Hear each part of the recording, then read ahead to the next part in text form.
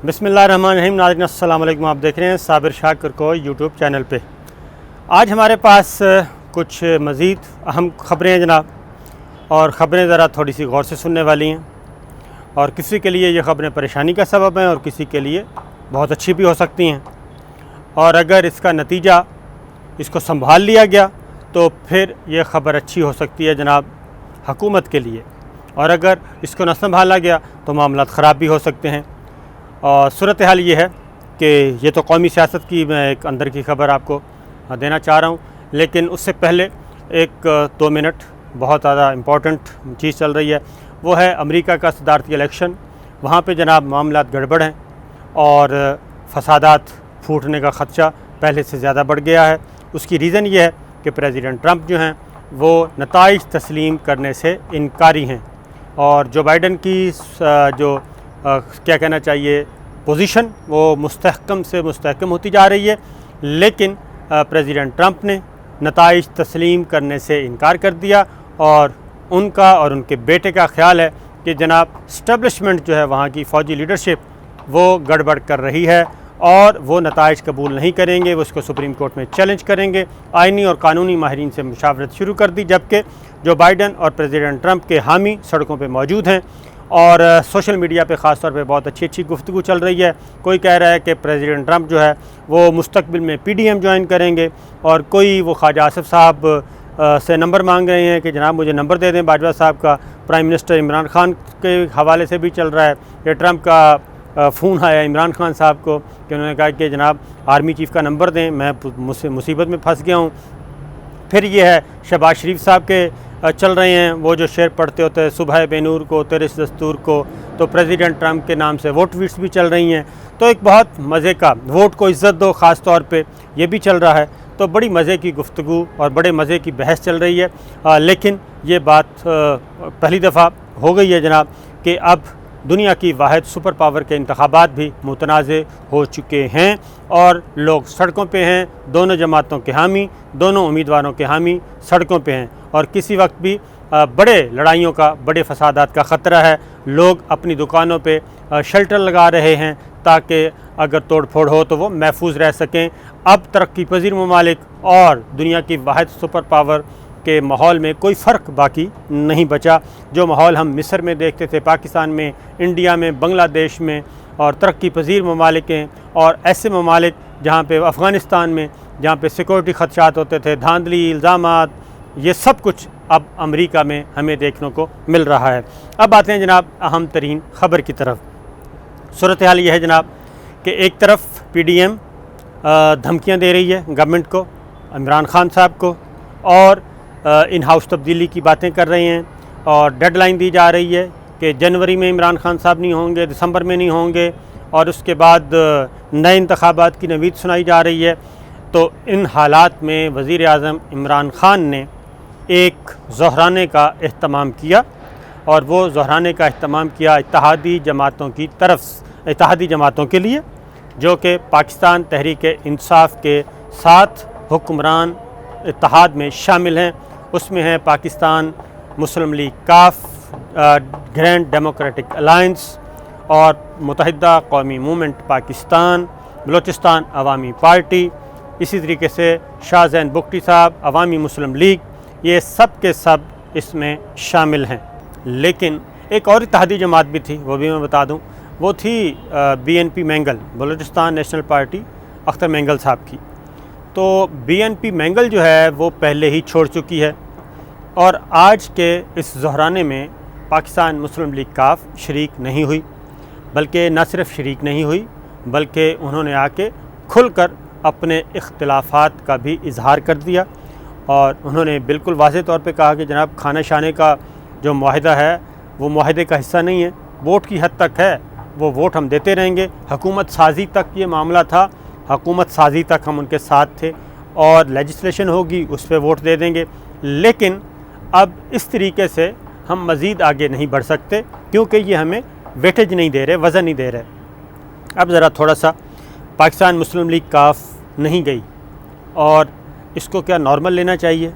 बिल्कुल जी नॉर्मल नहीं लेना चाहिए, बल्कि ये ख़तरे की घंटी है, ये अलार्मिंग सिचुएशन है, और ये मामलात कुछ गड़बड़ी की तरफ जा रहे हैं।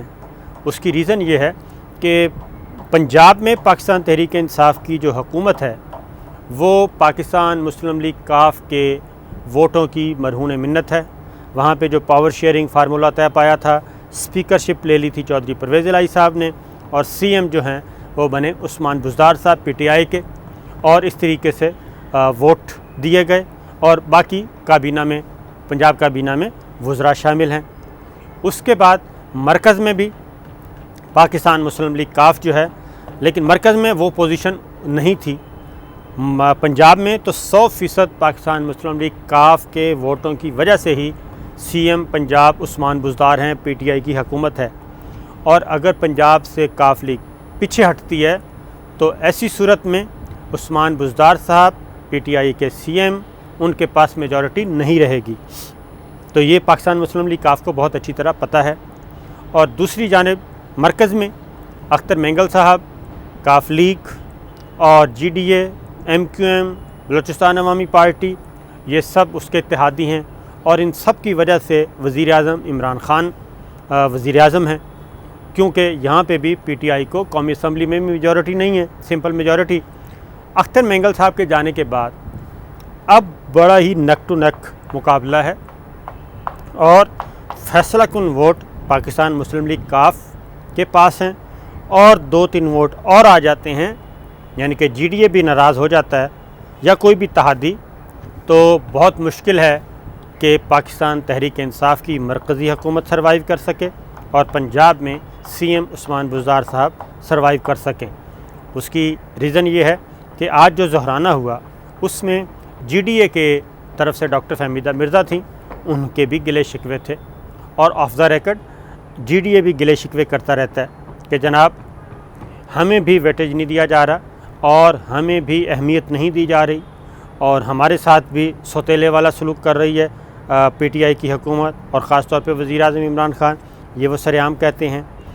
और काफ लीग जो है ना पहले इशाया दिया गया था, उसमें शरीक हुई, वो था फैटफ का जब कानून साजी होनी थी, और उसके बाद जब फैटफ की कानून साजी थी, जॉइंट सेशन बुलाया गया था, तब भी पाकिस्तान मुस्लिम लीग काफ को आखिरी वक्त में ख़ुसूसी जहाज़ के ज़रिए पहुंचाया गया था कौमी असम्बली के इजलास में, पार्लियामेंट के इजलास में कि आएँ और वोट दें, और वो लेजिस्लेशन हो गई थी, और वो लेजिस्लेशन होना थी।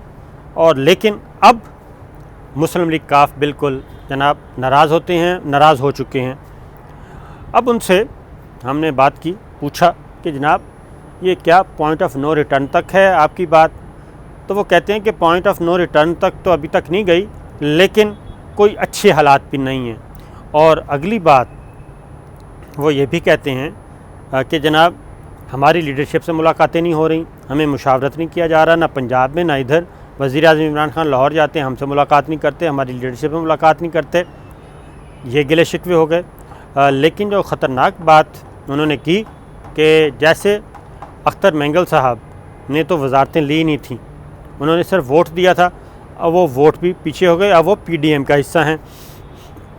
पाकिस्तान मुस्लिम लीग काफ ने वजारतें तो ली हैं, लेकिन आज जो उन्होंने बात की है, उन्होंने कहा है कि जनाब हम किसी भी वक्त ये वजारतें भी वापस कर सकते हैं, इन वजारतों की हमें ज़रूरत नहीं है, ना मरकज़ में ना पंजाब में।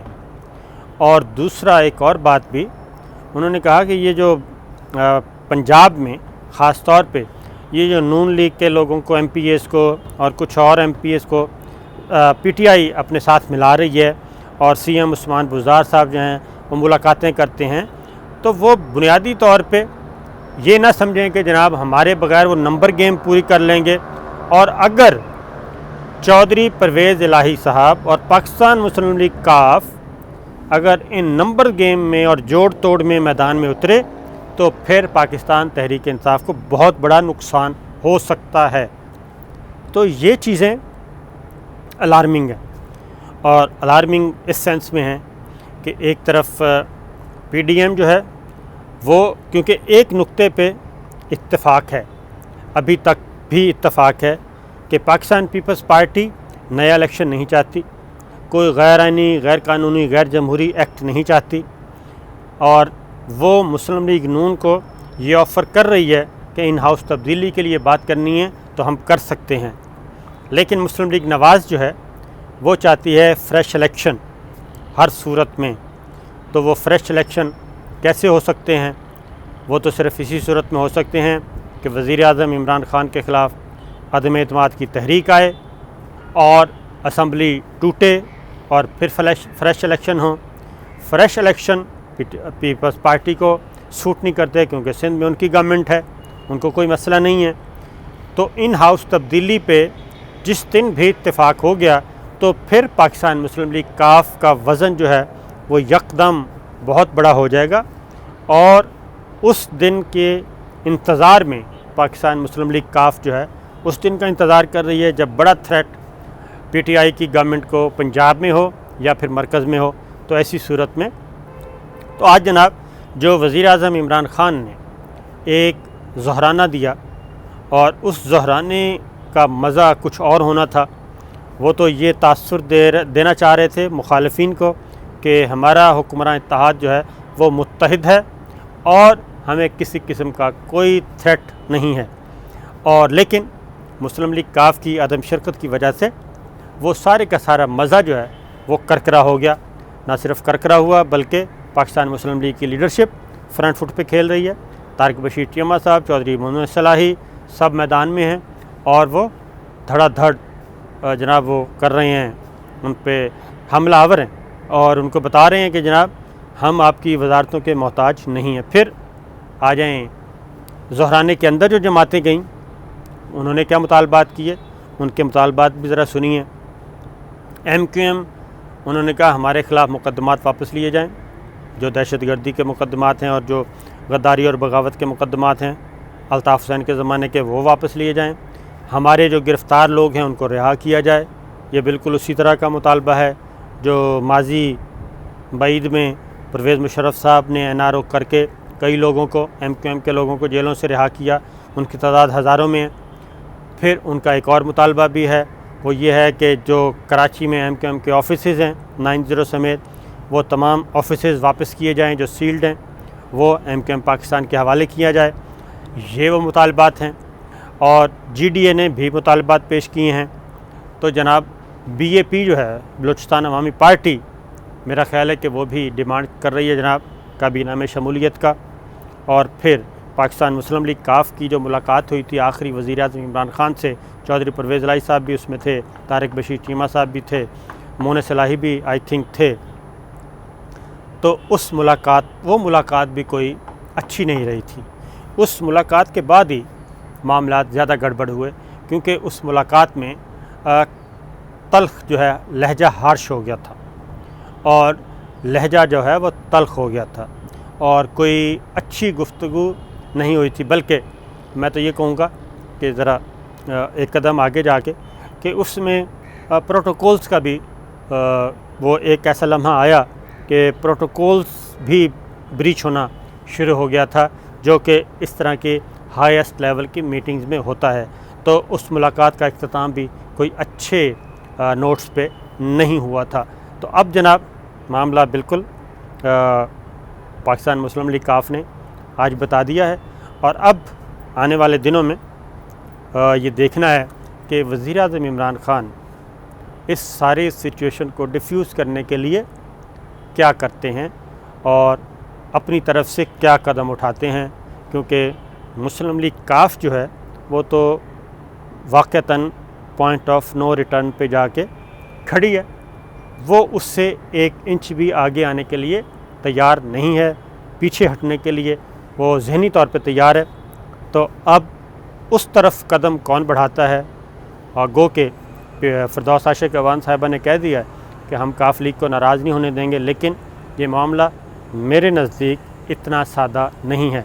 अगर इस चीज़ को डिफ्यूज़ ना किया गया तो फिर आने वाले दिनों में मामलात मज़ीद गड़बड़ हो सकते हैं, ख़तरनाक हो सकते हैं। तो जनाब ये थी अब तक की खबर। इजाज़त दीजिए, अल्लाह हाफ़िज़।